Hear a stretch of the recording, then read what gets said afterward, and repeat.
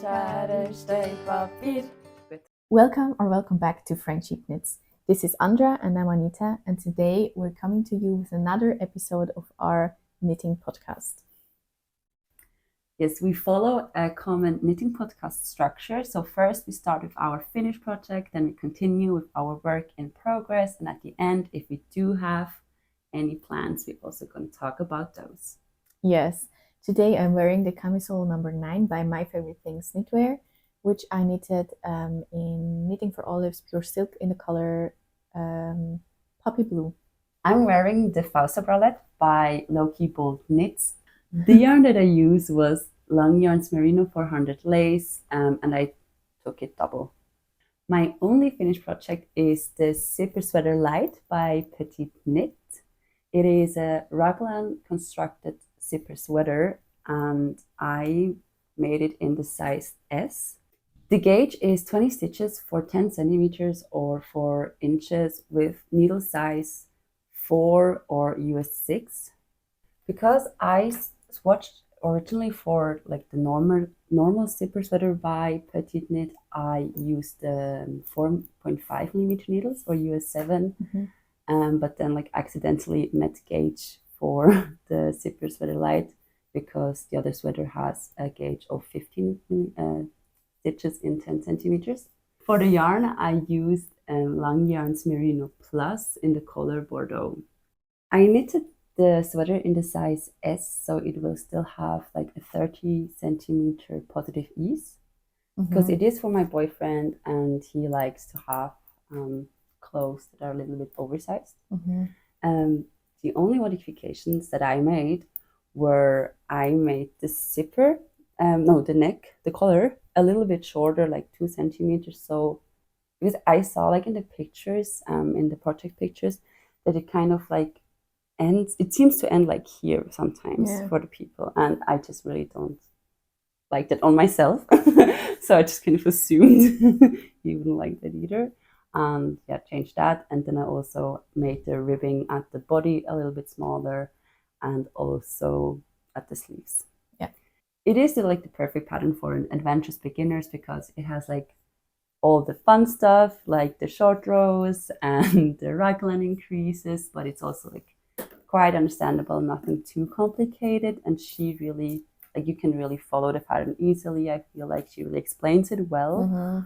The only thing I found, which I actually made the first time for myself, and found challenging, was the zipper. To sew it in, I sewed it in by hand, and one thing that I changed is, so you kind of have like an inner strand. I'm going to show you, like that covers the zipper from the inside. Well, first of all, I made it like the wrong side because it should be like knit stitches here and a purl, but also in the pattern it says like a certain amount of rows, which was way too short for me, so I had to like increase rows also. Otherwise, first I stretched it, but then I realized if I sew it down like stretching, it would like the zipper would bulge up a lot. Because the stitches would kind of like want to go back together. Maybe I feel your like row gauge isn't correct. Yeah. Did you look that up? No, that's the thing. Like I never pay attention to the rows. So I don't know why I thought this would work out. I guess I was also I just wanted to finish and really like look how it looks or see how it looks with the zipper in. So I then had to be like honest to myself and just kind of increase those 2 lines. But then it was like, then I like finished quite easily. Also I looked or like I watched a video by someone, I'm gonna like write it in the description, who kind of gives a little short tutorial exactly for this sweater. That's so nice. So like the message that I took out of the video that I watched was like, it's really important to kind of like go in with the needle very vertical to the zipper to have like just a nice, just so that it sews up nicely. Otherwise, if like you go in with an angle, it just kind of could like wrinkle a little bit. No, that's a nice tip. So I like that too. Maybe we can link the video. That's a good idea. I'm gonna do that. So but like overall I really like it. I'm so excited to see how he likes it. And the best thing is if he doesn't want to wear it, well, I kind of can. The only finished object I'm gonna show today are these like funky stripy socks I made out of stash yarn. Somehow, like the other weekend, I was just like so inspired to use up my stash yarn. I don't know, and I had so much like energy and so many ideas how I could do that. I used the leftovers of the Cowgirl Blue proper sock in the color hot pink. It is a hand-dyed yarn which I bought from our local yarn shop, and the black yarn is just any I don't know what yarn it is. I got this like from my mom as a teenager.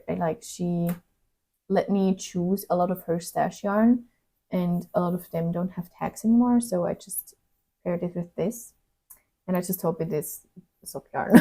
I'm pretty sure. I followed the table from Schachenmeier, which I'm not so thrilled about anymore. But yeah, I knit size 34 because I'm always ending up with socks that are too big. And the heel, I only did half of the rows recommended, and I'm really happy how I was able to like do the continuing stripes throughout the leg and the foot, and then yeah, I just like it. In the foot, I also like I didn't pick up as much stitches as recommended, like along the heel, and I have less stitches in the foot. Yeah, I didn't block them yet, so we will see how they fit after, but I think they are just so fun to like look out of shoes, and yeah. And I think it was just so fun to knit them. I knit them on 2.5mm needles, by the way, and I think it was just a nice mindless project. But actually, I don't know how often I will actually wear them, but I think they would like look cool out of sneakers or chucks. Yes, and you got to use up some of your stash yarn. Yeah, that was cool. The first WIP I want to talk about is the Sook Moon Sweater by Agio Knit. It is a very flowy, I don't know, laid-back sweater with raglan increases, and it features this very like special pattern where the stripes are created by just not always holding the merino together with the mohair, so you have these transparent stripes where you only hold the mohair. Agio Knit recommends to knit this sweater with a 4.5mm needles or US 7 and a 3.5mm needles or US 4. It creates a 18 stitches gauge for 10 centimeters or 4 inches. I had to size up to a 5mm needles or needle or US 8. But actually the color I did still on 3.5mm needles because I was worried it would be too big, but I regret it now. Yeah, she recommends the Gepard Garn Kid Zeta and Gepard Garn Wide and Soft. I used the knitting for olive, merino, and mohair, both in the color licorice. As I already said, I did a lot of modifications with the sweater, but they weren't really like thought through, I guess, because when I was starting this project, I took it to social events, but it wasn't like ready to be knitted at a social event. It just needed this like extra attention actually, but I just wasn't ready to give it because I didn't have any projects I could take with, so I just took this, yeah. However, I cast it on with 3.5mm needles, even if even I was off gauge, and somehow I also cast it on 8 stitches less because I was just worried that the collar would be too big, but now it's quite small. I mean, I can fit my head through easily, but it's just not this boat neck, which actually I would like now. Probably I didn't like it when I started, but now Oh no. it would be nice to have it. So I'm thinking about whether I should frog just this little collar section and knit it with the 4mm needle. Yeah, we will see. I actually just remember now, I also casted on less stitches because I was worried the sweater would be too big on me, because I'm knitting size 1, but when I would just knit it to pattern, I would have 30 centimeters of positive ease, and this is just way too much for me, or way too much what I like on me, so I have to say it like that. I guess this was also like a thought I had when I cast on less stitches, then I would have less stitches in the body. I also did short rows just right after the back, so you can see that in the front after the collar there's like immediately coming this like mohair row, and in the back there is already 4 rows of mohair and merino together. So I think actually it looks quite cool, and it's, I don't know, it just makes sense. I'm quite happy with those. And after, I didn't really read the pattern. I thought, oh, it's a raglan, I know how this works. But then, yeah, I read the pattern like to the end. And actually she does short rows at the end of the body as well. So I first thought she's not doing any short rows. That's why I added them. But she's doing them in the end. But I think I would still recommend to also do short rows right after the neck, actually. Yeah. She also tells you to do purl 1, knit through the back loop, purl 1 at the 3 raglan stitches. I just didn't do that and just went on with the knit stitches. That's just my preference, yes. And also, I just had to go back twice a lot with this project, so I would be finished like a long time ago if I needn't to. You can say that, I guess. I don't know how to say that. Needn't to frog so much. First, it was about the increases. I already told that in the last episode. I'm not gonna go into that, but I knew that I wouldn't do all of the raglan increases, just to have less of a yoke depth and also less positive ease. And I took a sweater with me when I was like on travels and was knitting on the yoke, where I really liked the yoke depth, and I just held it against this all the time, and I was knitting, and I was also like at a social event where I wasn't able to like wear it or just, yeah. And so I was just knitting, and then I split for sleeves, and I had like maybe almost 10 centimeters of the body. And then I tried it on, and I can like insert a picture. The armhole depth was so deep. What you could see like my bra, and then still like a couple of centimeters of skin under my bra. And there was like the end of the arm depth. And also like these couple of centimeters I knitted, then I was already like, the body was already like long enough. I didn't want it any longer, so I knew I had to go back and frog a lot. So I frogged all of the body and then like some of the yoke, maybe 4 centimeters, I'd say. And then I split for sleeves again, and now I just bound off the body. And actually, I'm really happy with the fit right now.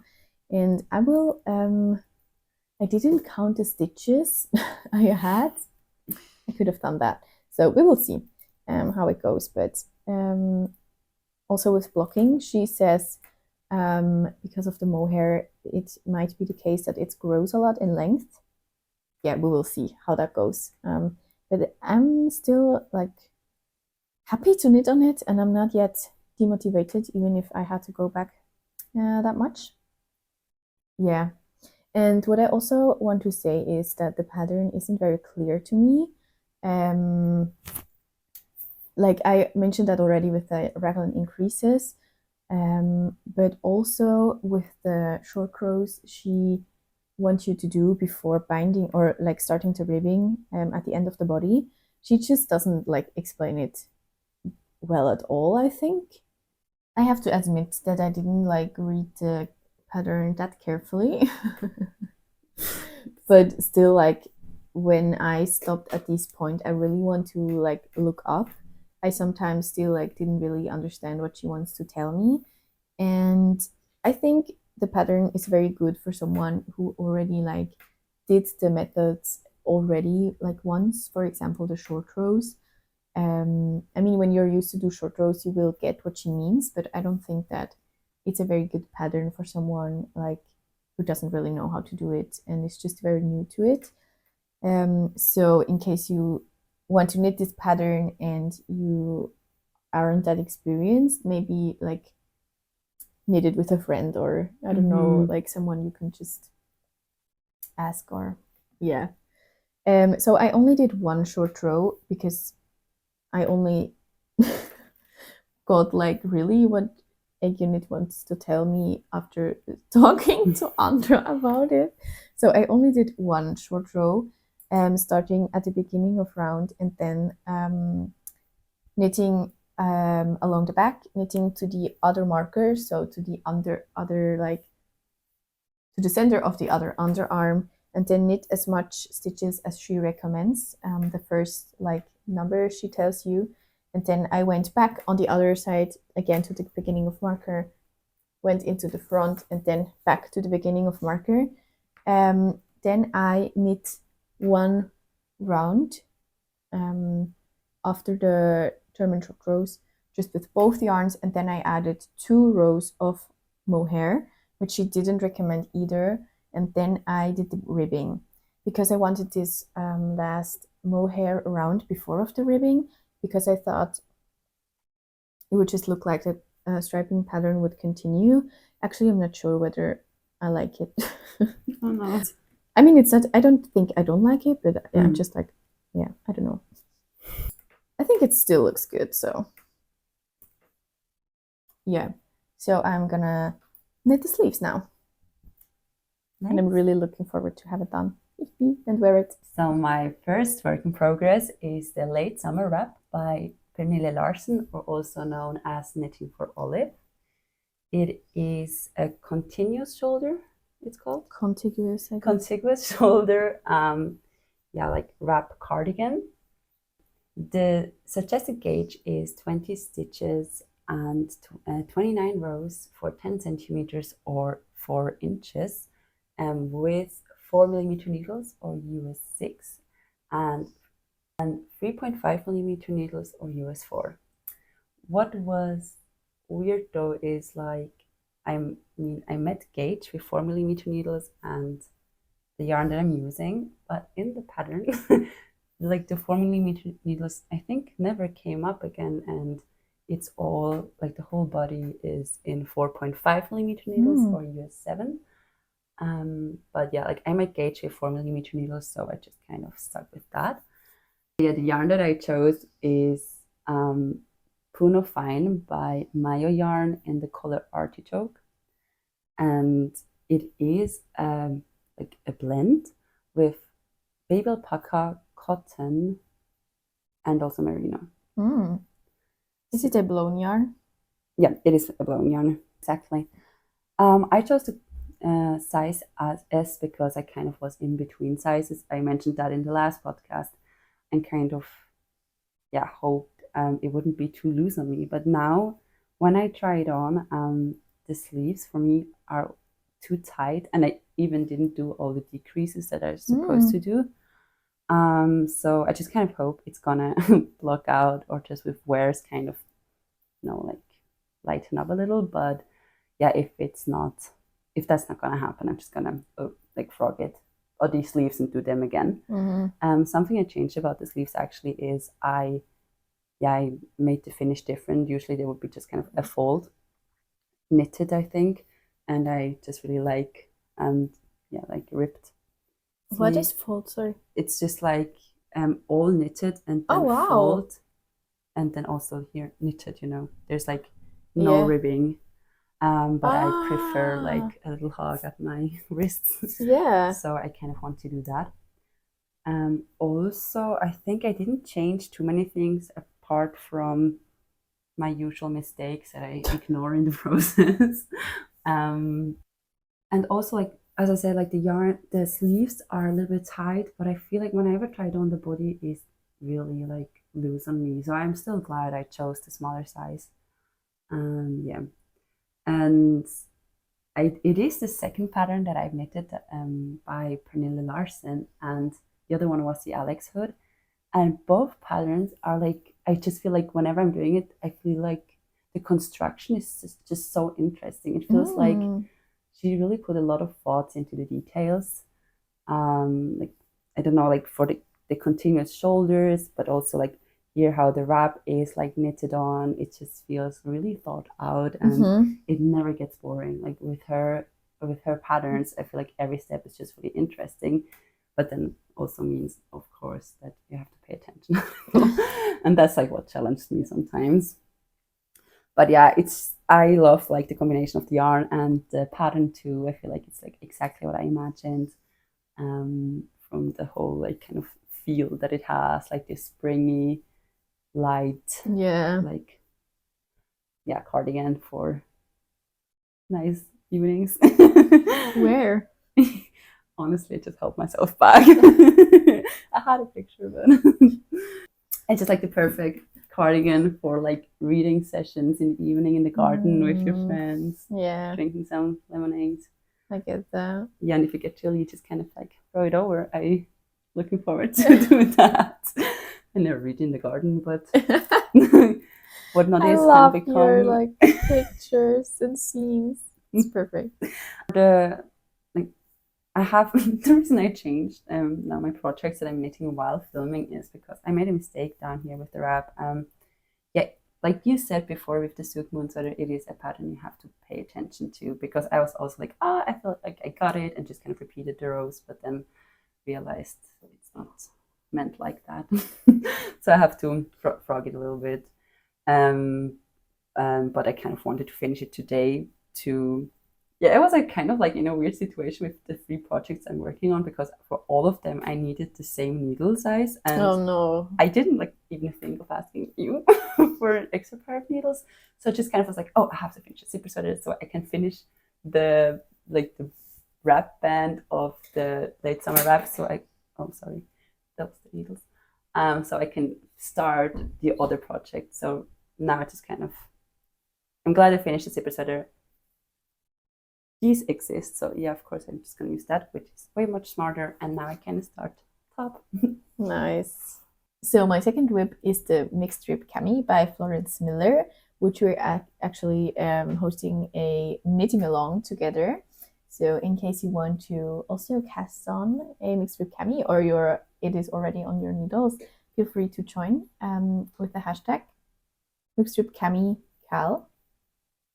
We also just uploaded another video about it, so just check that out in case you want to know all of the details and also know how to win the prize. Oh yeah, I forgot about the prize. Yeah. So the mixed Rib Cami is a sleeveless top with a very like elegant or chic look. It has a 13 stitches gauge and 38 rows gauge on 10 centimeter or 4 inches. The recommended yarn is Knitting for Olive Merino, and the recommended needle is 3mm needle or 2.5. Use 2.5. Yeah. We actually casted on our mixed Rib Cami while filming the like information video about the knit along. Yeah, and I'm using for my cami, I'm using the Cotton Merino by Knitting for Olive in the color Japanese Anemone, and I'm still like working on the back. Yeah, but it's so fun. I like maybe thought that it would be like a tougher project to finish, but it's just so fun to do that. Yeah, same. Like I was so surprised how fast it knits up. I mean, I had to frog all of it now, but it's just like, yeah, it's so fun to knit. You really get into the rhythm of it, I feel like. And I thought like all these twisted pearls, I'm not ready for that, but I don't mind it actually. I'm knitting size 1. I'm a little bit off with my gauge. I got like 31 or 32 stitches in 10 centimeters, which is not surprising because I'm like quite a tight knitter. But I'm actually quite glad about that because I would love to have a little bit more negative ease because like, or when it's in this amount of, when the gauge is off in the amount I measured from my gauge swatch, I would actually like create the amount of negative ease she recommends. So I think we just hope that works out. Yeah. Well, I did start it in the size B because when we started, like made the video, the information video, I didn't remember like if my gauge was off or not. It was so obvious that it was off. Your swatch was like a third smaller than mine. Honestly, I'm gonna insert a picture. It's ridiculous. But I was just like, yeah, I don't want it to be too big. So I was like, it doesn't matter if it's like a little bit small. It's gonna wear out anyways, tends to grow, I guess. Just really wanted the negative ease as well.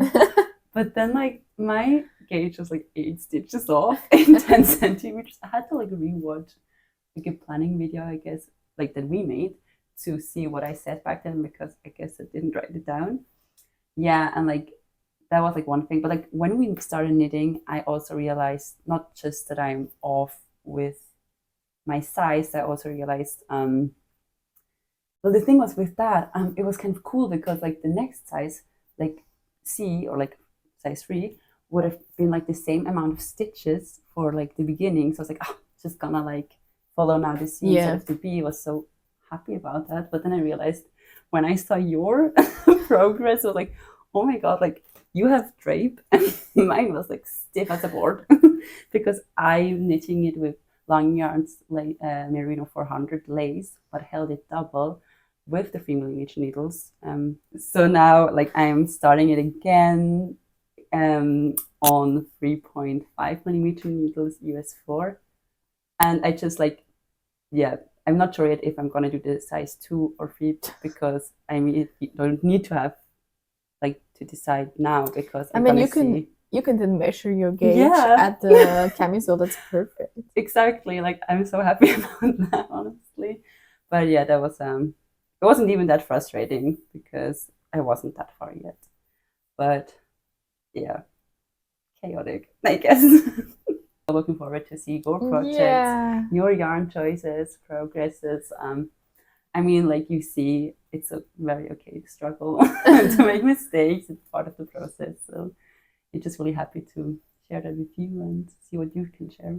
Yeah, and I mean, it's most important that we create garments and like camisoles that we will actually wear. Yes. So I think, or my opinion is that it's always so worth to just go back and I don't really care about it actually. Yeah, no, I'm just struggling sometimes to be honest with myself. Sometimes I have like an unhealthy amount of optimism, and I was like, but honestly, I could have only used it as like a carpet on the floor. It was so stiff. You're also very like immune against my recommendations.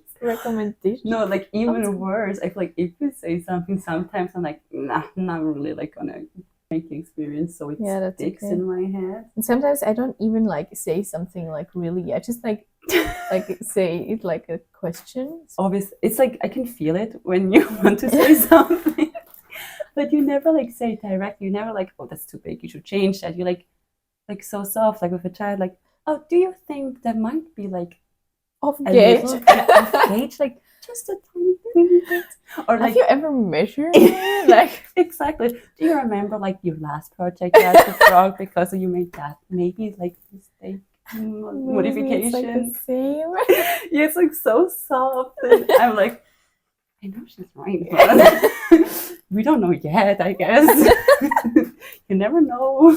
I just don't want you to be like knitting something with like a very, I don't know, when you don't know it. I mean, when you know that Yeah. it can be off and you just go for it, I mean, that's perfect. But I always think like, Live oh, and let maybe you live. don't see it and you want to know it. Yeah, I really see your point. No, I mean he's like really kind.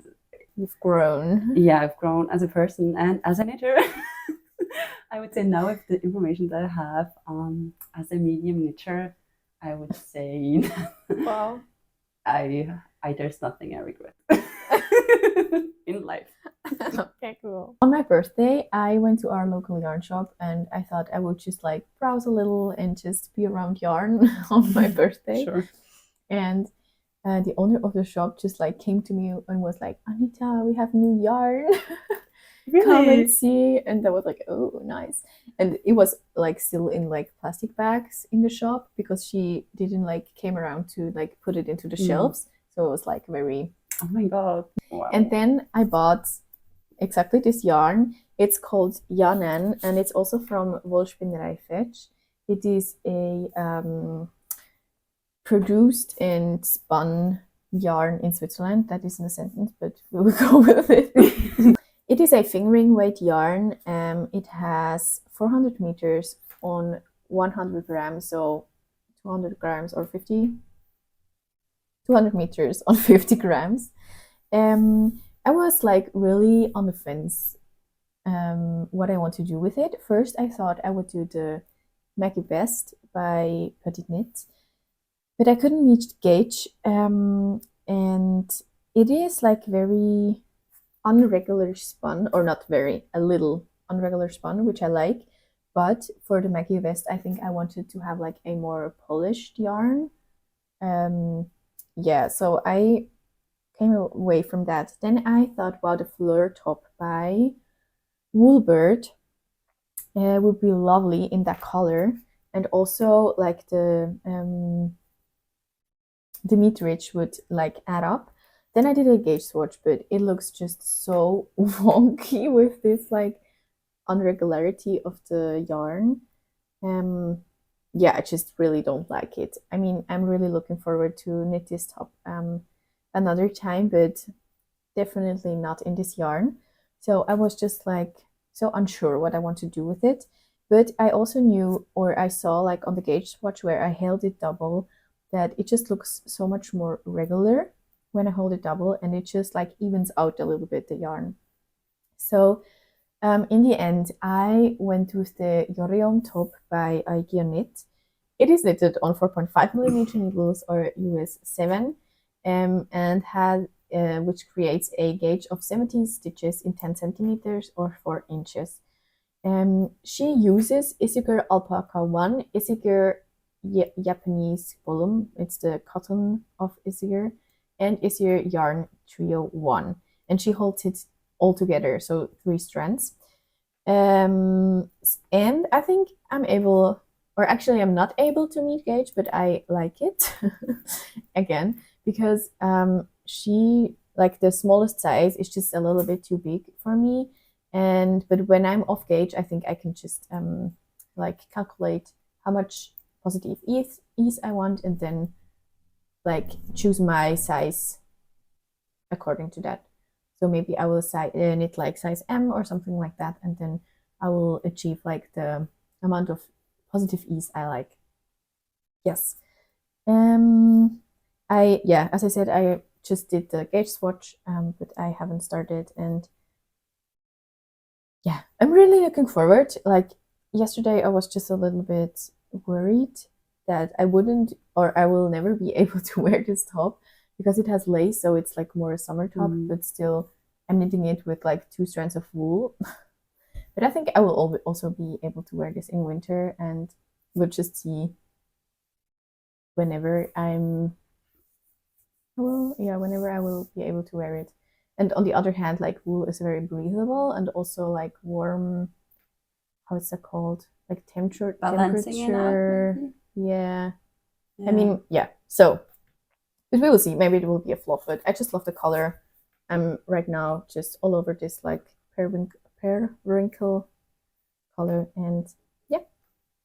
Yeah, and I mean, like, I feel like the laces are not like too big or too whole. It's not all over lace, right? No, yeah. I mean, I thought that I would like to wear it in the summer, which I probably won't be able to. We will see. We'll see. Yep. So my plan is more like a rough idea, not too much like a specific pattern. Yeah.